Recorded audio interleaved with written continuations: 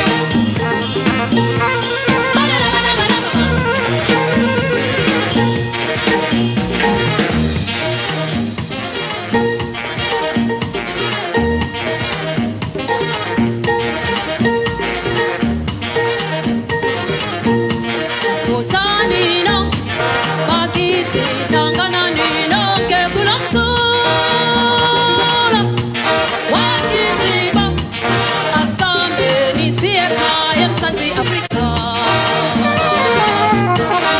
Sanino bakithi hlangana ninonke kulo mculo wakithi ba asambeni siye ekhaya eMzantsi Afrika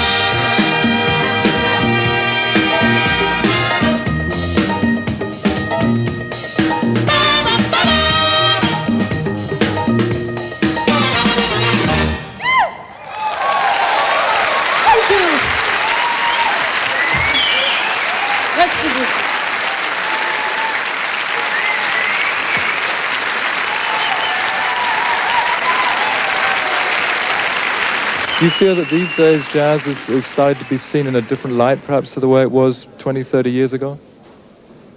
Not especially. I think it's first of all, to clarify myself, I don't use the term jazz. I use the term African American music. I think what Chris has done very well from a technical point of view is to bring together the rhythms and harmonies and melodies of African American music in the United States with traditional African music in Africa. So I think his music is innovative in a way, and that a term like jazz is restrictive because it doesn't connote all the possibilities of this kind of music. In other words, it's a new form, or it has that possibility. But the roots of jazz, therefore, are very much in Africa. Yeah, well, the roots are there. And they are in the diaspora, in the West Indies and the United States. Of course, it begins in Africa. Yeah. How would you describe the state of the blues today in America? Well, it's probably much stronger than what you call jazz. I think because it's a commercial music, it's becoming much more popular. And I think blues groups the roots of the blues have been absorbed by many of the so-called jazz groups, Miles Davis, Hancock, and these people. So blues is very much with us. What I despair over is the fact that the music of people like Tad Dameron and even Ellington is gradually being forgotten, or being changed to the extent that the real meaning of the music is lost. Why do you think that is? Commercial reasons.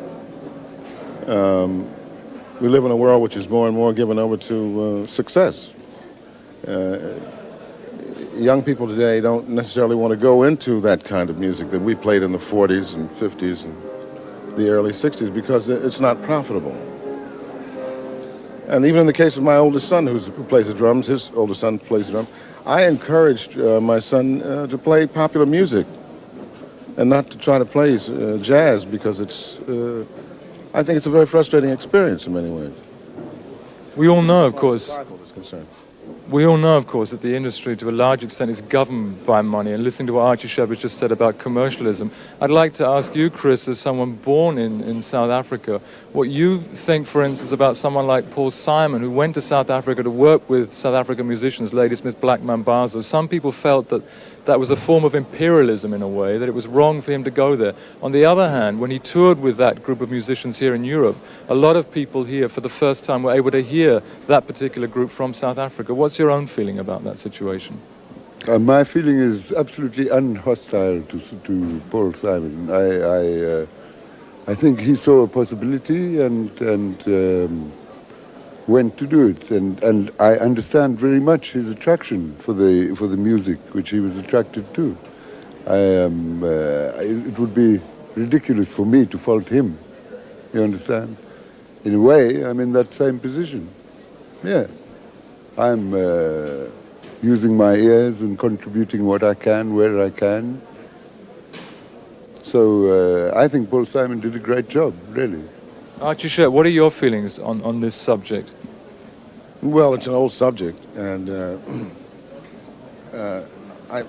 I don't equate what Chris is doing with what Paul Simon ultimately did, because I think although his intentions were essentially good, there's no question but what there was certainly a commercial aspect to his association with this group. My question would be, in a context like that, why does it take a white man to discover black men? Yes, sure. Why do we need Paul Simon to know about these people? Obviously, there are very obvious reasons for this, which go deep into this music and all other kinds of music. And perhaps, ultimately, there is a subtle form of racism involved in this discovery. You know, it's like Columbus discovered America. People of color seem not to exist until they're discovered by someone from the West. So to that degree, I think that Paul Simon, there's an upside and a downside. Certainly there were positive aspects in that he brought these guys out of South Africa, he exposed them to a much larger public, and gave them a standard of living. So he's responsible for their survival in a way. But I think it's a token kind of survival because, after all, look how many other groups are back in South Africa. Must we keep sending Paul Simons there to bring them out, or is there some other more rational, humane way to allow a people's music to emerge on its own terms? I agree with you too. I think what you're doing by playing together is the right thing to do, quite simply, without spending too much time talking about it, just to play together. I thank you both very much. Thank you.